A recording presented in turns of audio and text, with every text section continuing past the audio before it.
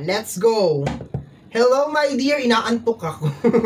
Hello my dear, inaantok ako. Ayan, paglabanan natin yung antok mga my dear. Hello my dear Taurus. Hello, hello, hello, hello. First 15 days of January 2025. Ang bilis ng panahon talaga mga my dear. Kumusta naman ang inyong holiday? Na-enjoy ba ang holiday? May natira ba sa mga savings? O ubus na ang savings, di ba? So, tingnan natin my dear ang iyong first 15 days of January 2025.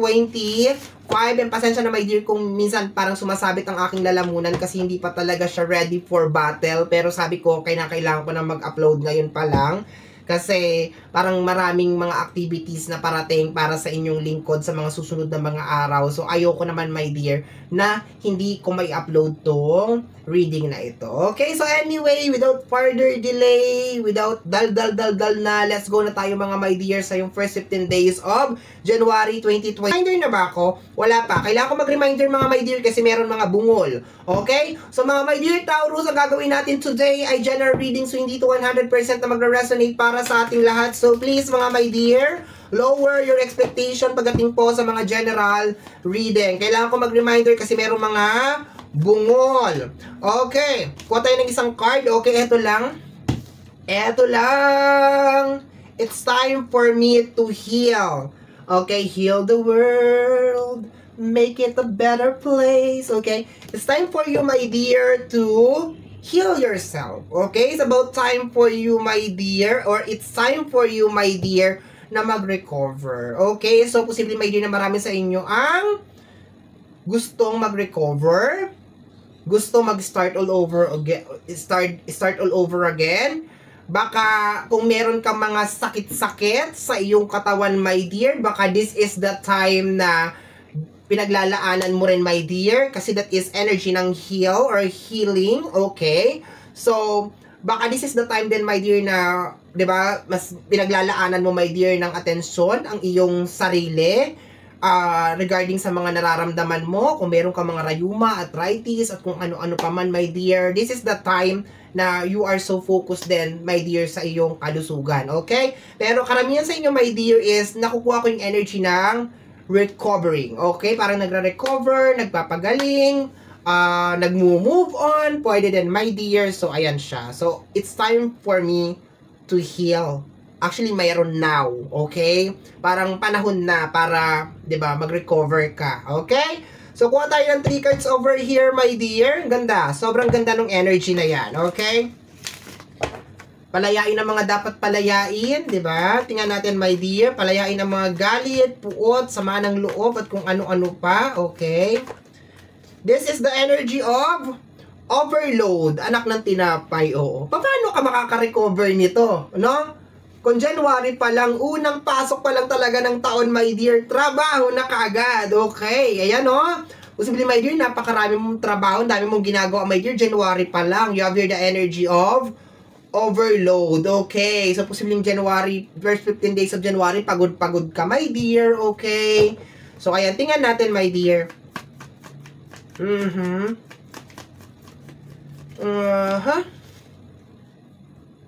Compromise agreement, okay? So, posible din, my dear, na baka meron ka mga aayusin sa araw na to, baka meron din ay sa week na ito, first half ng buwan na ito, baka meron mga agreement, meron mga kasulatan, meron mga yung mga kasunduan na mangyayari, my dear. Ayan, so meron ka ditong compromise na energy. Ayan, tingnan natin, last card pa, my dear, last card, we have here energy of withdrawal. Okay. So, energy ng pag-quit. Okay. So, ganito yon. Yes, it's given. Marami sa inyo mga my dear.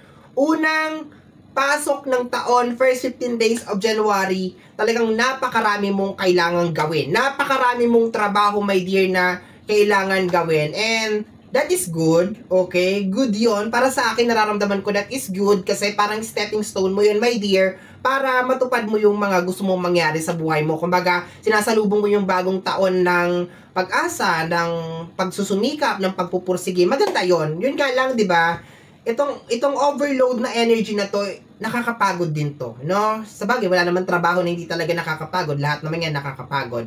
Kaso, kung makikita mo dito, meron kang withdrawal. Okay? So, ibig sabihin, ito yung typical na parang pagkakat ng kahit anong mga bagay na posibleng hindi nakakatulong. Yung typical na normal na parang mabigat talaga yung flow ng life, na napakarami mo talagang trabaho, pero ito yung typical na parang nag-aano ka, parang sabi mo nga dito, it's time for me to heal now. So, posibleng, ay, alam mo naman siguro hindi nakakatulong yung pagkikimkim ng sama ng loob. Alam mo naman siguro, my dear, na parang hindi maganda na meron kang kaaway or something like that. Kasi meron ditong energy ng compromise. So, posibleng, my dear, na makikipagbati ka, makikipag-ayos ka, meron kang mga gagawin, my dear, na para sa ikakaayos siguro ng both parties or both partidos. Baka siguro magkakasundo na kayo kung ano man yung issue ninyo na parang sobrang tagal na hindi nare-resolve.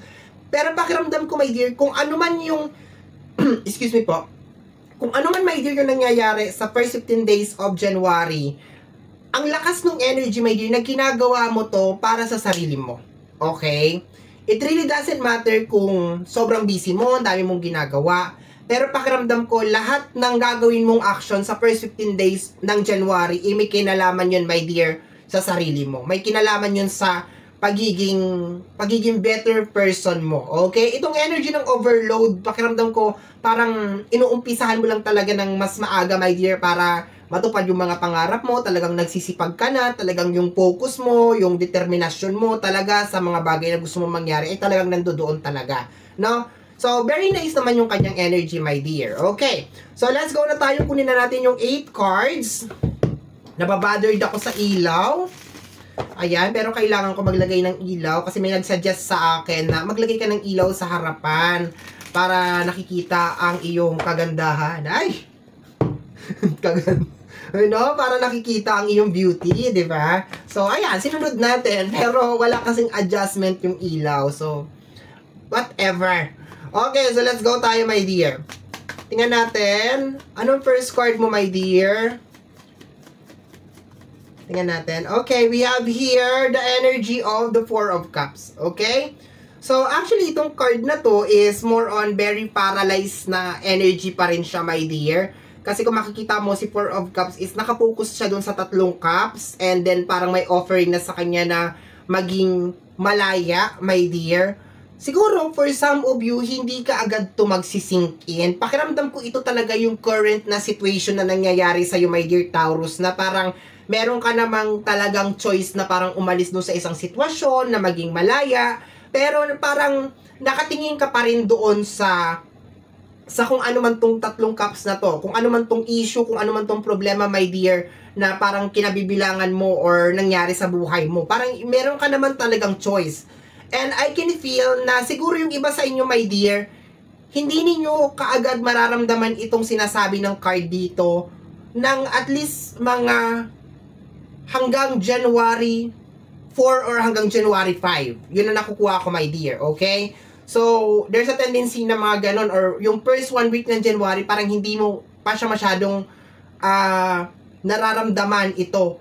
Meron akong nakukuha na energy, my dear, na yung iba sa inyo, stuck pa rin talaga doon, parang hindi pa rin talaga makaalis or makamove on sa kung ano man yung parang nakadamage sa inyo, my dear. Pero I think ito na yung pinakahuling wave or yung huling eksena, my dear, na parang may marirealize ninyo, my dear, na na teka, parang hindi na to maganda, parang hindi na to healthy. And I think that's the time na parang magde-decide kayo, or bago matapos talaga, my dear, yung kalahati ng taon, kalahati ng January, dun ka magde-decide, my dear, na parang okay, kakausapin ko na siya, magko-compromise na kami or something. I think parang yung mga, sabihin natin, mga first 1 week or first 7 days, my dear, ng January, meron pa rin kaunting pride or meron pa rin konting gigil or konting pero nararamdaman ko na bago matapos yung kalahati ng buwan na ito, first 15 days of January, bago matapos yung January 15, you are finally decided na ayoko na nitong ganitong senaryo, ayoko na ng ganyan, ayoko na ng ganon. Okay?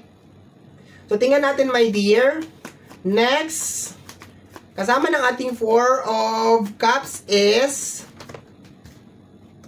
the Four of Wands, okay? So, So, posibleng may kinalaman sa relationship or may kinalaman sa family, yung tension na nangyayari, yung parang humihila sa'yo o yung parang nagko-cause kung bakit ka nai-stuck, yun na nakukuha ko.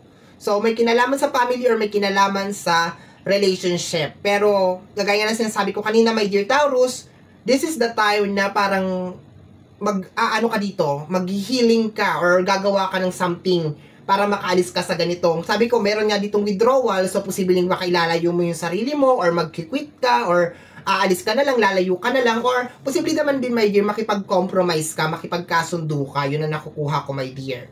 Okay? Next. Pressure din, my dear, okay? Nakuha ko lang ngayon, pressure na may kinalaman sa current life mo ngayon. Posible mo rin maramdaman, my dear, sa first 7 days, my dear, ng taon, okay? First 15 days first 7 days ng January, okay? So, posible mo maramdaman yung pressure sa current na life mo, ayan. So, halo-halo yan, my dear. Pero eventually, malalaman mo rin, my dear, ma-analyze mo rin kung paano mo siya ma-handle, okay? We have here the energy of the Empress, okay? Empress, the Empress, okay? So, ang energy ng Empress, my dear, is posibleng, my dear, na meron pregnancy, posibleng ikaw, okay? Or posibleng somebody na nasa loob ng pamilya, ayan. I think i-detach mo. Kung sa loob to ng pamilya, I think parang i-detach mo yung sarili mo or parang aalisin mo yung sarili mo doon sa issue na yon, okay? So, posibleng meron pregnancy. Pero nararamdaman ko dito, my dear Taurus, na parang kung ano man tong issue na nangyayari sa'yo or sa loob mo, my dear, is magiging very well managed mo talaga siya, my dear. Mamamanage mo naman siya. Okay? Let's go, my dear. We have here the energy of the Fool card. Energy of new beginning. So, marami talaga sa inyo, my dear. Ang i-detach talaga ninyo yung sarili ninyo sa mga issue, sa mga problema na hindi naman dapat kayo nandoon. So, finally marirealize mo siguro, my dear Taurus, na bakit ako kasali dyan? Bakit ako masyadong apektado? Yung mga ganun siguro na energy, samantalang pagod na nga ako sa trabaho, tapos ganito pa, ganyan pa, parang ganon. So, I think marami sa inyo ang magpo-focus na lang talaga, my dear, sa pagtatrabaho, sa paggawa ng pera, and yung mga drama o yung mga issue, my dear, na nangyayari sa relationship or sa pamilya, okay, medyo detached kayo dyan or parang medyo manhid kayo. Parang nag-healing nga kayo dyan, my dear, okay? Marami sa inyo ang posibleng bigla na lang talagang maglaho na parang gula, my dear, yung parang bigla na lang manahimik or gumawa ng sariling mundo or something, okay? Kasi meron kang Fool card. Parang, sa dami kong sinabi, my dear, ang pinaka-point lang naman niya talaga is nagtatanggal ka ng mga energy, ayoko sabihin na tao, na parang hindi naman talaga nakakatulong sa'yo. Or mga eksena sa buhay mo na wala naman talagang nagiging benepisyo sa sitwasyon ng buhay mo ngayon, sa current situation mo. Ang dami ko sinabi, pero yun lang naman talaga yun. Okay, so let's go tayo, my dear. Oops. Okay, we have here the energy of the Queen of Swords. So, ang nakukuha ko dito, my dear, is nandoon naman yung energy ng forgiveness, no? So, posible din na meron mga pagpapatawad, my dear, na mangyari sa first 15 days of January. Pero, pakiramdam ko, hindi na talaga parang hindi na siya kagaya ng dati, no? Parang hindi na siya ganon. Kumbaga yung sa'yo lang is magkaroon lang siguro ng peace of mind, na nag-usap na kami, okay na kami, yung parang ganon, and we can go our separate ways, pupunta ako dito, pupunta siya dito, yung ganon, parang alam na namin kung ano yung, close na ba in short, kung ano man yung issue, okay? So, willing ka naman magpatawad, willing ka naman, my dear, na makipag-compromise or makipag-ayos. Okay, yun nga lang, parang pakiramdam ko, hindi na talaga tulad ng dati. Yun na nakukuha ko. Okay? Last 3 cards tayo, my dear. We have here the energy of the Chariot. Focus ka talaga, my dear, sa career mo. January pa lang, focus ka na, my dear. Okay? Sobrang focus ka talaga sa energy ng career. Marami talaga sa inyo, January pa lang, inuumpisahan na talagang pag-ipunan, kung ano man yung pag-ipunan or trabahuin, my dear, kung ano man yung gusto mong ma-achieve ngayong taon na to. So, maganda naman siya. Okay? Maganda naman siya. And once again, yung may kinalaman sa health na kukuha ko, baka talaga yung iba sa inyo is finally parang reresolbahin na yung mga issue na may kinalaman sa kalusugan. Ayan. Kung meron din, my dear, mga bisyo, ayan o, kung meron din mga bisyo or mga unhealthy habit, ayan, so baka meron din mga magwi-withdrawal dito sa ganitong energy or finally parang magki-quit na, my dear. Parang napaka-importante ng kalusugan mo, my dear, sa January, yun ang nakukuha ko. Hindi lamang yung literal na health mo, pati na rin yung mental health mo, yung kalusugan ng isipan mo. Okay? We have here the energy of the Ace of Pentacles. Ayan, my dear. Mas ano ka na rin, my dear, humawak ng pera. Pakiramdam ko talaga parang may pinaglalaanan ka talaga, my dear. Parang meron ka talagang pinag-iipunan over here. So, posible, my dear, na January pa lang, may resulta ka na kaagad na makita. Yun ang nakukuha ko, my dear. Kasi, alam mo tong energy ng healing, itong parang acceptance, kung ano man tong ginagawa mo ngayon, my dear Taurus, malaking bagay ito, my dear, kung bakit gumaganda yung pasok ng pera sa isang tao.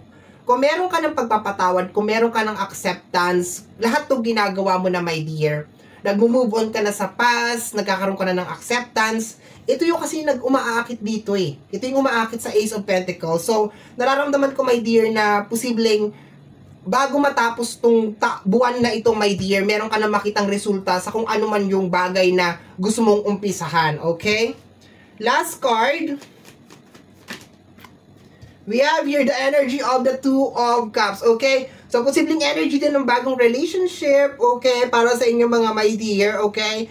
So, baka yung iba sa inyo, my dear, is aalis sa isang relationship and then papasok sa isang relationship. January pa lang, ang dami nang nangyayari, my dear. Remember that this is a general reading, so, collect kung ano yung mga sa tingin mo nagre-resonate sa'yo, okay? So, posibleng may panibagong relationship na dumating sa buhay mo, my dear. Ito, posibleng career ito or progress sa energy ng career. Ayan.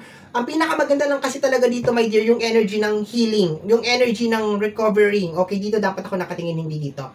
Yung energy ng pag-move on. Yun kasi yun talaga yung pinakamaganda talaga dun, my dear Taurus. So, wala na akong masabi pa doon. Okay, to the point na focus ka rin, my dear, sa energy ng iyong health. Maganda din yan, okay? We have here the energy of the Page of Wands sa bottom deck. Ayan. So, ayan na nga, my dear. Nag-start ka. Damang-dama mo talaga ang New Year, my dear. Damang-dama mo talaga ang 2025. Ayan, bis na bis ka sa energy ng Page. Talagang ang dami mong gusto mong mangyari dito, my dear. So, January, first 15 days, talagang nagtatanggal ka lang talaga ng, ay, ito hindi to makakatulong sa akin. Ito, talagang masyado na to matagal dito. Talagang, ano na to, para ka naglilinis ng bahay.